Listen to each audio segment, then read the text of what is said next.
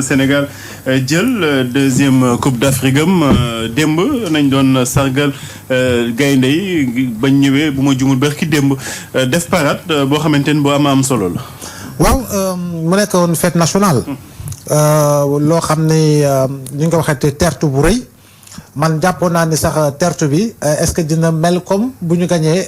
première coupe d'Afrique bi. oui waaye jàpp naa ni bii sax moo raw. parce que tamit lu ñu gis diggante fu ñu tàmbalee ak fu ñuy jeexalee ca Paris ak la nekkoon si doomu aadama ci centre-ville. di nga gis ni Sénégalais yi véritablement dans la ferveur et dans la communion surtout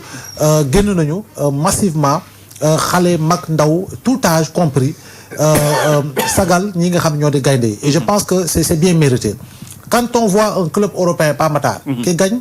la Ligue des Champions. oui muy Barça. oui muy Paris. oui muy Real. muy Bayern. boo gisee bu ñuy def parade da ngay gis la fa nekk si ay doomu aadama te véritablement ay supporteru club bi lañu. fii nag on parle de la nation. nation bi moo tax nation bi war nañu ni c'est l'équipe nationale du Sénégal moo gagné li nga xamul di Coupe d'Afrique bi. malgré tout ce qu'il s'est passé te xam naa di ngi si ñëwaat mais je pense que démb lu ñu gis rafet na te neex na. ba ñu gagné mbégte boobu dama naan yàlla na mbégte bi law ba daj secteur yëpp. waaw mbégte bi na law ba daj secteur yëpp. ba képp ki nga xam ne sénégalais nga si lépp looy yëngu véritablement mbégte boo fekk la fa. et je pense qu'aujourd'hui on a montré comme tout le monde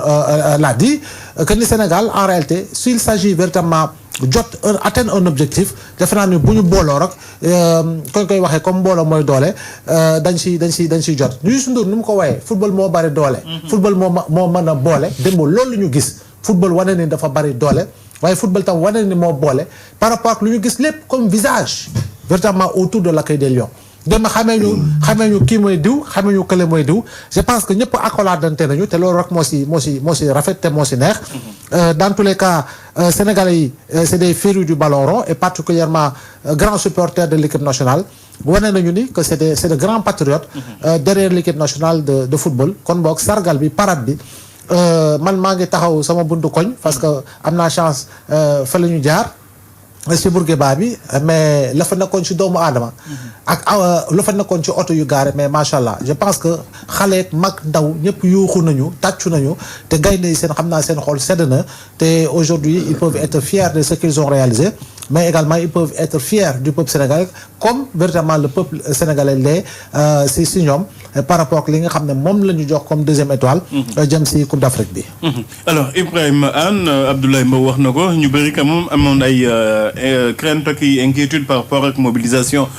sénégalais yi mais heureusement que sénégalais yi gën nañu en masse topp gaynde yi tettu leen sargal leen. effectivement bon les Lions ont vraiment dissipé les craintes parce que man mi sax sama bopp man amoon naa crainte yooyu surtout jour bi nga xam ne jour boobu la ñu joué final bon en tout cas de là où j'avais pas senti la même ferveur donc man dama jàppoon ne bon peut-être que Sénégalais yi dañoo dem ba tàmm routine Coupe d'Afrique quoi dem ba miin Coupe d'Afrique donc je me disais que c'était pas la même ferveur que mais finalement la suite des événements m'a donné tort donc m'a donné tort parce que j'ai vu la mobilisation bi nga xam ne moom moo amoon et puis damay naan aussi gàcce ngaalama li nga xam ne moom mooy les médias sénégalais parce que ñoom ñëpp tant qu'ils sont ils ont relayé li nga xam ne moom moo xewoon démb ak barke démb. Man je me disais même que bon peut-être le président avait anticipé un peu sur le férié mais man dama jàpp ne donc démb moo waroon sax nekk férié en tout cas de cause je crois que la leçon qu'on en tire et Ablaye l'a souligné en passant c'est que l'équipe nationale a réalisé comme l'unité autour d'elle mooy te lii dañuy ñaan yàlla vraiment mu law ci secteur yëpp que ce soit au niveau de la politique de l'économie que ni ñu amee ay champions yoo xam ne dañuy dem di gagner di indi ay coupe ñu amee noonu ay champions économiques ay champions dans tous les domaines dans le domaine de la science ak yooyu nga xam ne à chaque fois ñoom aussi bu ñu ñëwaatee dëkk bi noonu nii lañ leen di célébrer. Hier ce qui s'est passé au Palais c'était vraiment beau à voir. Je crois que Sénégalais bu mu mënta doon rafetlu nga li nga xam ne moom moo fa xewoon tu t'es senti fier d'être sénégalais parce que y avait une union des cœurs et des esprits autour de li nga xam ne moom moo ñu boole ñun ñëpp mooy l'équipe nationale mooy le drapeau national mooy l'hymne national. Donc c'était très beau à voir gis fi ay un Amadou Ba à côté du président Diomaye gis un Ayib Daffé à côté de Anta Babacar Ngom gis keneen ak keneen ñoo xam ne bon peut-être que dans la vie de tous les jours ils ont des divergences bon c'est des divergences politiques te loolu mënul ñàkk mais quand même hier il y avait une unité autour de li nga xam ne moom moo ñu fédéré ñun ñëpp mooy l'équipe nationale di ñaan yàlla rek équipe nationale bi indi yeneen jaloore parce que bii moom commencé nañ ko miin awa mi ngi naan sànq le champion du monde donc vraiment fi mu ne nii moom ñun on loolu la ñuy viser te yaakaar naa ne bu ci yàlla àndee donc loolu lu mën a nekk la si on suit cette dynamique bi nga xam ne moom la équipe bi enclenché. Alors awa comme nuñ ko waxee parade bi wax dëgg yàlla nit ñi génn nañu bien que nekku woon jour férié mais sénégalais ñoo ko defal seen bopp jour férié génn dem sargal ñii di les lions de la Teranga. ku def lu rëy am lu rëy moom la président Bassirou Diomaye Diakhar Faye wax te yaakaar naa ne askan wi desuñu ci ginnaaw benn yoon parce que askan wi Pape mun nañu wax ne depuis le début de la CAN askan wi dañoo greffé wu ci seen équipe nationale soo gisee le monde qui s'est déplacé au Maroc déjà pour soutenir l'équipe nationale da nga naan est-ce que du Sénégal yëpp dem déjà foofu la commencé pour wan leen ne dañ leen di gunge di leen kañ ba ngeen di indi ndam li ñu ànd ak yéen di leen kañ c'est ce qui s'est passé hier et yaakaar naa ne comme niñ ko waxee Abdoulaye wax ko dañu yaakaar ne première coupe d'Afrique bi dayo bi mi amoon bii dayo mais gis nañu ne bii dayo bi da koo raw xam nga lu tax dayo bi raw ko Pape la manière dont on a gagné la coupe oui mooy li nga xamante ne mooy suñu bàkku réew on nous tue on ne nous déshonore pas mooy wane ne tey jii ñun jom fulla fayda ak fit askanu Sénégal destu ci ginnaaw naam suñuy woowee pays de la Teranga